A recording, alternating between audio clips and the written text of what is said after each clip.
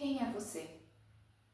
Não estou te perguntando sobre quem você acredita ser, quem você acha que você deveria ser, ou sobre quem te disseram que você deveria ser. Estou te perguntando sobre quem realmente é você. E se alguma vez você já tentou fazer essa análise de forma clara e honesta, é muito provável que você não tenha a resposta para essa pergunta. Mas hoje eu vim te contar que você não precisa ter a resposta dessa pergunta. O que você precisa é aceitar o seu processo. Eu sou Yasmin e eu estou retomando o meu projeto aqui pelo YouTube na tentativa de compartilhar um pouquinho sobre o meu processo e quem sabe assim te ajudar no seu processo. Então hoje eu quero falar um pouquinho sobre individuação.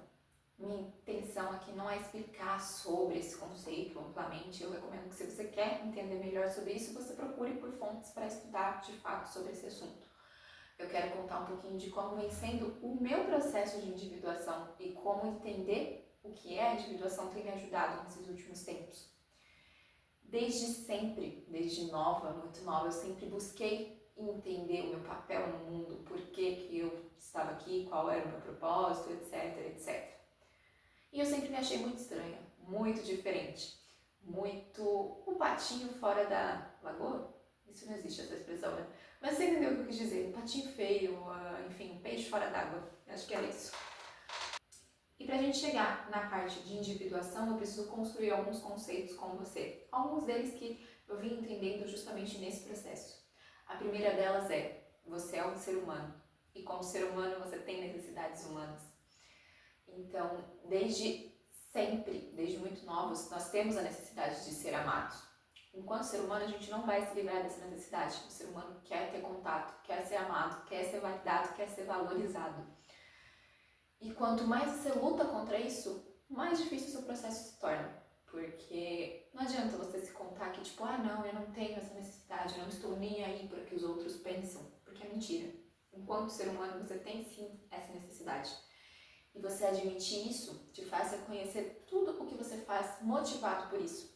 Então, ok, eu quero ser amado. E aí, porque eu quero ser amado, eu passei a vida inteira buscando me encaixar em caixinhas. Então, você tá lá na escola, uma criança muito inocente, mas aí para você fazer parte do grupinho, você tem que, sei lá, ter um celular. E aí você vai lá e enche o saco dos seus pais para você ter um celular. E aí você consegue o bendito do celular e aí você se inclui no grupinho. Só que agora o grupinho também tem que ter aqueles smartwatch. Talvez eu esteja dando um exemplo meio bobo para crianças, mas você vai entendendo onde eu quero chegar. E aí lá vai você encher o saco dos seus pais para você ter o tal do bendito do smartwatch. E se você, foi criado aí por pais minimamente dentro do que se espera de uma figura de pai, talvez você tenha conseguido muitas dessas coisas. Mas eu tenho certeza que isso não preencheu a sua necessidade de pertencimento. Porque a real é que conforme você vai se aprofundando nesse processo de autoconhecimento, você vai ver que existe total conexão com a espiritualidade. Não tem como a gente falar de autoconhecimento sem que em algum momento a gente esbarre com isso. Porque essa necessidade de pertencimento que a gente tem essa vontade de ser preenchido, isso não vai ser preenchido por coisas desse mundo, mas sim por uma conexão com o alto, seja o nome que você quiser dar para isso. Mas então, ok, entendemos que enquanto seres humanos temos essa necessidade de pertencimento. E aí nós passamos a nossa vida buscando nos encaixar, buscando pertencer. E aí você cresce um pouquinho mais e para você ser um adolescente descolado, você precisa, sei lá, frequentar festas, talvez usar drogas, talvez se relacionar sem pensar muito, sem ser muito puritano. E aí você começa a fazer essas coisas também ali na tentativa de pertencer. E aí você tá ali dentro daquilo, mas aí de repente você tá na faculdade. E pra você pertencer, primeiro que você tem que estar na faculdade, né? Porque se você não entrar na faculdade, você já não tá pertencendo ao mundo. E aí, ok, mais uma vez você tenta se enquadrar naquilo. A questão é, eu sempre tive um ímpeto para saber que talvez o caminho não fosse por aí. Eu não sei se todas as pessoas têm essa sensação ou se você se identifica com isso. Mas eu sentia que não era sobre pertencer, que eu não devia ficar buscando esse pertencimento. Mas ainda assim existia uma parte de mim que queria muito isso. E eu sempre me senti deslocada, sempre me senti fora, desenquadrada e etc e tal. Aquele discurso bem vitimista. E aí, Quando eu entrei na faculdade de administração, eu lembro que foi a primeira vez que eu me senti, eu faço parte de um grupo. Eu finalmente achei um grupo que fazia sentido pra mim, digamos assim. Enfim, e aí eu vivi aquilo durante algum tempo e, claro, chega um momento em que você, por mais que você pertença ao grupo, você destoa do grupo, porque você não é todo aquele conjunto de coisas que você deveria ser para pertencer ao grupo. Enfim, e eu me percebi mais uma vez nesse momento. Hoje em dia eu moro num templo budista e, de verdade, essa é a melhor fase da minha vida, assim, disparada. Eu sou muito feliz aqui. Só que eu não sou a budista perfeita. E durante um bom tempo eu me cobrei que eu deveria, sim, ser a budista perfeita. E aí vem coisas na sua cabeça do que seria ser essa, né? No caso que eu tô usando aqui exemplo, budista perfeita. E aí você começa a ver que você não se enquadra naquelas coisas, porque, sei lá, como budista você deveria A, B, X, Y. E talvez você consiga A, B, X com facilidade, mas o Y te atropela. E aí você entra no conflito porque você quer ser pertencente, você quer fazer parte daquele grupo, nossa necessidade humana de pertencimento. Só que você não quer se atropelar para isso, você não quer se anular para isso. Só que aí você vai se sentindo deslocado, desencaixado e etc. E aí sim você vai se sentindo sempre o patinho feio. E aí é que entra então a tal da individuação. O que é esse processo de individuação? Essa busca por encontrar o grupo em que a gente melhor se enquadra é natural. Todo mundo faz isso de alguma forma desde lá de muito novo. O problema é que de alguma forma nos contaram que a gente precisaria realmente caber em um desses grupos perfeitamente. Você nunca consegue. Então você tenta se enquadrar aqui e você não consegue. Você tenta se enquadrar ali e você não consegue. E aí, a individuação, o que ela nos diz é que é justamente sobre você ser quem você é. Então é sobre você aceitar que talvez nesse grupo aqui você pertença nessas 3 coisas, mas nessas 2 não. Nesse outro grupo aqui, você pertence em algumas partes, mas em outras não. E a individuação é você se tornar um indivíduo. Não é você se separar da coletividade, então dizer, eu não quero mais saber de grupo nenhum, não vou fazer parte do mundo, vou ser eu, um indivíduo. Mas é você entender que você tem partes, sim, da coletividade, e de coletividades que às vezes não tem nada a ver uma coisa com a outra, que parecem incoerentes, mas que é você. Porque você não está aqui para ser perfeito, você está aqui para ser humano. E adivinha, como ser humano você vai ser muitas vezes incoerente. E aqui eu quero fazer um parênteses. Eu tô relendo esse livro aqui, A Coragem de Ser Imperfeito. E aí hoje de manhã eu li alguns tópicos que eu achei que linkavam muito com isso. Então eu vou ler para vocês e a gente já fala sobre isso. Consigo ver com nitidez como e por que cada vez mais pessoas se esforçam para tentar acreditar que são suficientemente boas. Percebo uma mensagem subliminar por todos os lugares, dizendo que uma vida comum é uma vida sem sentido.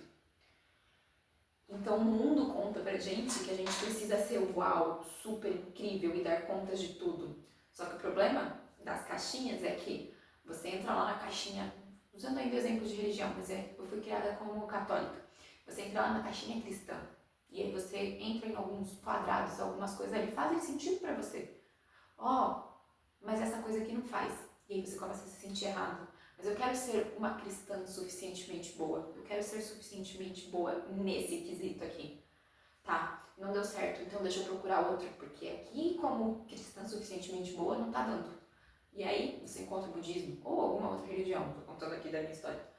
E aí, tudo isso faz sentido para mim? Então eu sou a budista suficientemente boa. Lá vou eu tentar dar check em todas as atividades. E adivinha? Não dei check em tudo, porque eu não sou também a budista suficientemente boa. E isso vale pra tudo, porque você quer ter uma profissão e aí você, então agora eu vou ser médica, sei lá. Só que aí você não quer ter a rotina que um médico tem, e aí você já não é um médico suficientemente bom. Tá entendendo onde eu tô querendo chegar? E a gente cresce com isso, achando que ser normal, ser humano, não é normal, é incomum, é errado. Só que ser humano é o que a gente é. Esse pensamento de não suficiência vem a nós automaticamente, antes mesmo de podermos nos dar conta de sua presença ou examiná-lo. Para muitos de nós, o primeiro pensamento do dia, ainda na cama, é: não dormi suficiente. O seguinte é: não tenho tempo suficiente. Passamos a maior parte de nossas vidas ouvindo, explicando, reclamando ou nos preocupando com o que não temos em quantidade ou grau suficiente. Antes de nos sentarmos na cama, antes de nossos pés tocarem o chão, já nos sentimos inadequados. Já ficamos para trás, já perdemos, já damos falta de alguma coisa. A gente já começa o dia com essa energia de tipo, então eu não sou perfeita, não sou suficientemente boa nesse quesito. E gente, calma, deixa eu terminar isso aqui.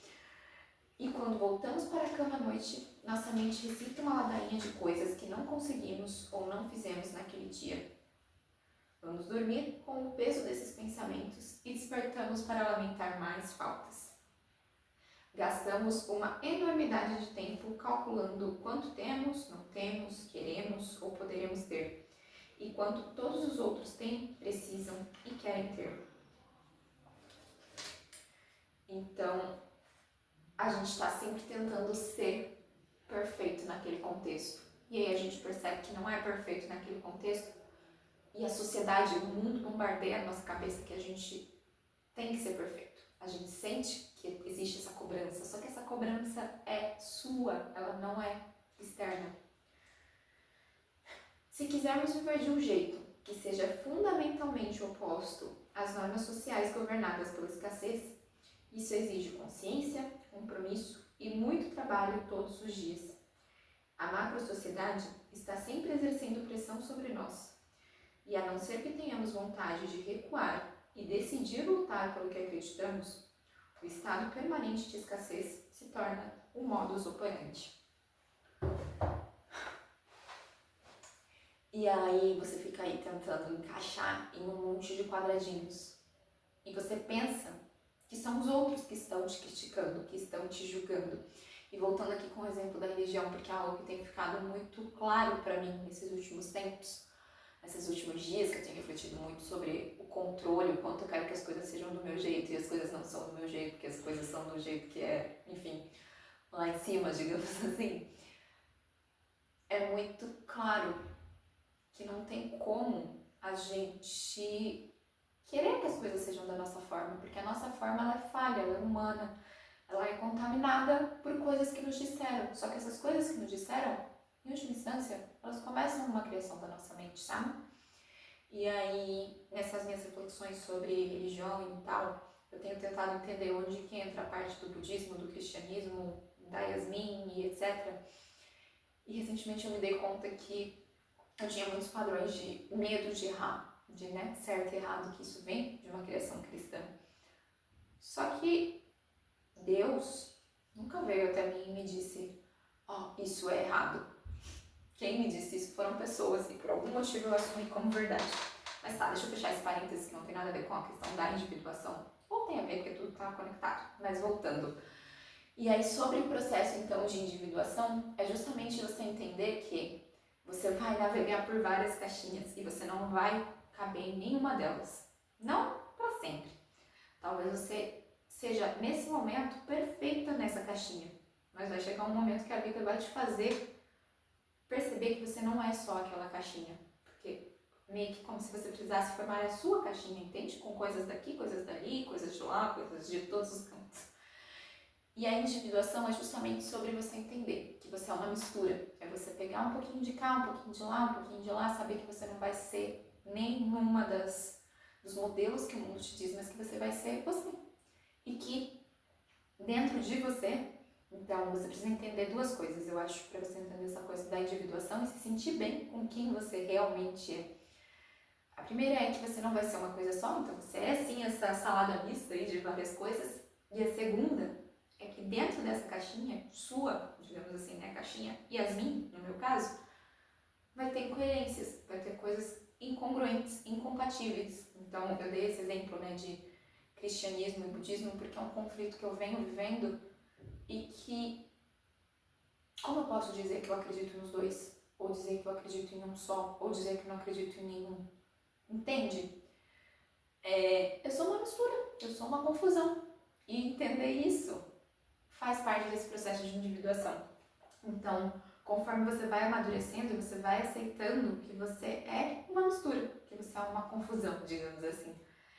E você aceitar isso talvez seja o primeiro passo para que esse processo de individuação ocorra. Então, amadurecer não é se tornar um modelo perfeito que te disseram que você deveria ser nesse contexto ou nesse outro, mas sim aceitar que você é uma pessoa cheia de incoerências, incongruências e confusões. É sobre você integrar e aceitar polos que aparentemente são opostos dentro de você. Por hoje é isso. Espero que esse vídeo tenha feito sentido e te ajudado de alguma forma. E até a próxima!